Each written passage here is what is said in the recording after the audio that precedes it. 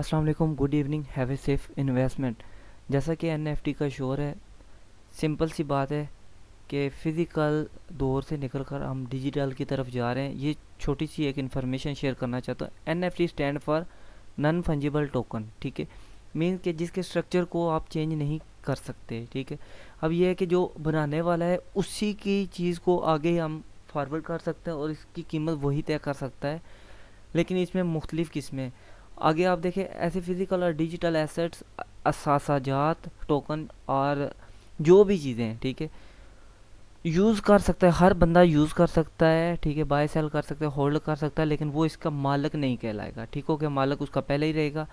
मिसाल के तौर पर गेम इन आइटम, ठीक है, उसके आइटम को आप चेंज नहीं कर सकते। डोमेन नेम, टिकट, टिकट कोई भी यूज़ कर सकता है, ठीक है, लेकिन वो जो बनाने वाला है या जो पीछे उसका बैक एंड है वो एक ही रहेगी, ठीक है। और कॉइन्स, कुछ कॉइन्स हैं जो टॉप के कॉइन्स हैं जिनमें एनएफटी के नाम के साथ आप काम कर सकते हैं या जिनको एनएफटी के नाम से जाना जा सकता है, ठीक है, वो उनके नाम मैंने दे दिए, ठीक है। और यहाँ पे सबसे ज़्यादा जिसको मैं प्रेफर करूँगा वो है गाला, ठीक है, जहन में रखें, गाला, गाला अलाइस, ठीक है, गाला और अलाइस।